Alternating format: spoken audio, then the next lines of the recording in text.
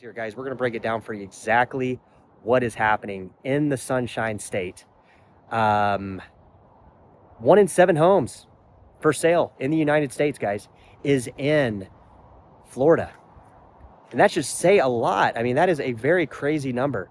And we're going to expand on that number pretty aggressively. So 45% of all homes on the market in Florida are selling at a discount, guys. This is a very, very different landscape than what we were seeing during the COVID era, where basically everybody and their mother wanted to move to the state of Florida. Why?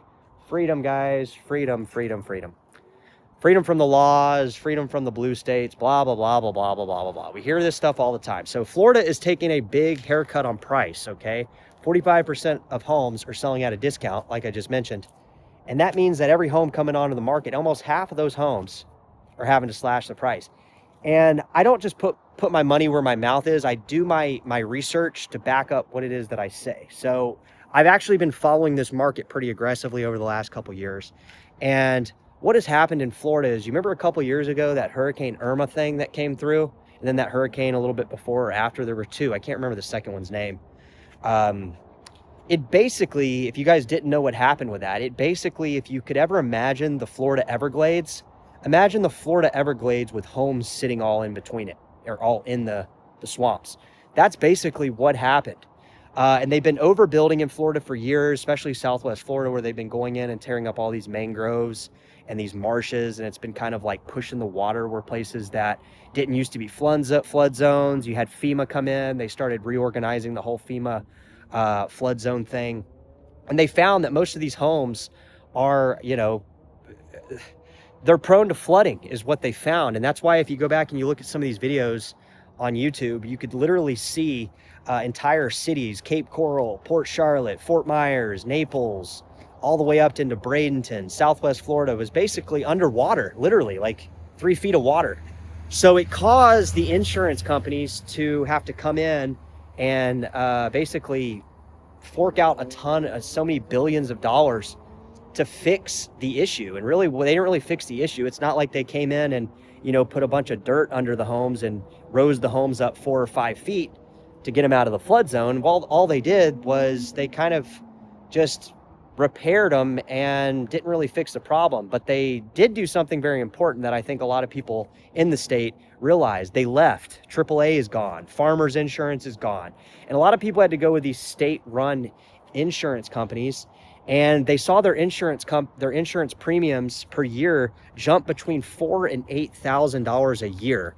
Now, that breaks down to a couple $100 extra a month, because you got to remember, guys, most people buy homes with mortgages. They don't come in there and buy them with cash, all right? They buy them with mortgages. So that mortgage payment per month includes that insurance premium that has skyrocketed. Like I said, if it goes up $12,000 a year, you're adding, $8,000 to $1,200. You're adding $800 to $1,200 a month in just carrying costs to your mortgage payment. So it's basically priced a lot of people out from even that thought they could own to even being able to continue to own their homes. And that's exactly what's happened. These people are fleeing the state. They're selling at a loss. 10% of the homes that sell in the state of Florida, guys, are selling at a loss. They're selling under what the former owner or the seller formerly paid for that property. Does that put everything into perspective for you if you're not clear of what kind of picture I'm painting for you in the Sunshine State? So where do we go from here? What does all this mean? All right, so 1 in 7 homes are selling in Florida. One of every 7 homes in the United States are selling on the market are in Florida. All right, that's a big number, because Florida only has like 8% of the entire housing inventory in the country. All right, that's one thing. Insurance premiums have skyrocketed. Carry costs have skyrocketed. Energy costs, the power, anything from power to water to the recent drought they've had has skyrocketed. Prices for utility bills, that's another thing. What else? People are selling the homes at a loss. That's probably another bad thing. So there's like a lot of bad stuff happening. Tourism maybe is a little bit slower, maybe with the economy. I don't know. Do you guys live in Florida? Somebody kind of chime in. You also got a big phenomenon too, kind of on the back end, I think, kind of talking very subtly on the internet is the silver tsunami. You got a lot of old people in Florida, all right? They're not going to be around forever. It's like 21% of the population in Florida is over 60. So unless we have people that are making more than that age group was to purchase the homes, don't you think that that could theoretically constrain or put or hinder the ability for this newer senior citizen population wanting to move to the Sunshine State? I think it could. I think it could very well dampen the demand even more. And also, past that, I've also followed a couple realtors that are down in Florida that have been covering this, and they're not doom gloom realtors. They're not just saying, oh, Florida's bad, Florida's bad. These are active realtors that are selling homes, and they are saying that there's not really a lot of cash buyers anymore down in Florida. A lot of people aren't buying the homes with cash, meaning they're having to pay these higher insurance, tax reassessments that happened on these new homes. Every time you buy a house, guys, your first year of mortgage, depending on what month and year you buy the house, is the old mortgage or the old tax rate. But once that county tax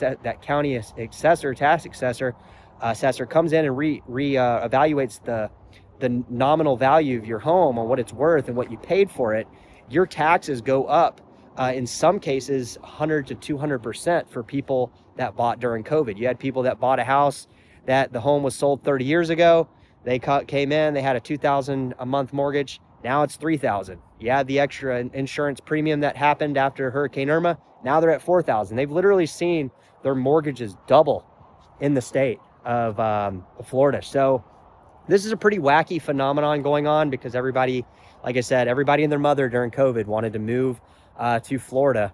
And, it's culturally a boom and bust state.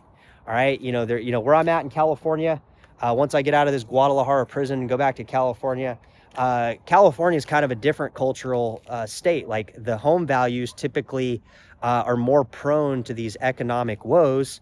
And it's not because it's a red or a blue state. It's because of the logistical cost of bringing all the things into California. California is super expensive. If you guys haven't been following the channel, California is outrageously expensive. Why? Because they have all these little laws that prohibit things from being manufactured here locally, like oil refineries. We got to bring all our gas in. Same thing with Tijuana, Mexico, where I'm standing today. Wait, I thought you were in Guadalajara. Nah, I was lying.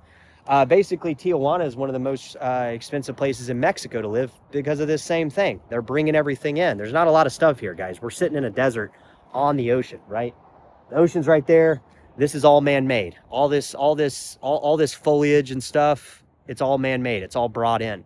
Gas, all these things. So Florida will probably present an opportunity here in the near term, and it already is, because if you go down to Charlotte County, you go down to Lee County, you go down to Sarasota County, if you go into some of these southwest Florida counties, you'll notice that a lot of these homes are selling as short sales, right? They're selling the price 20 to 30% less than what somebody purchased for them just a few years ago. And you know what, guys? The funniest part about it is they're not selling. That's the craziest part about it. They're not even selling with the discount.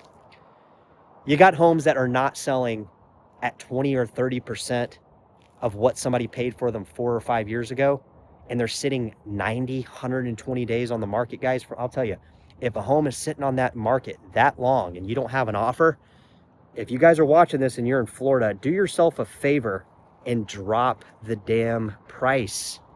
That's why it's not selling. We'll catch you guys soon. Take care.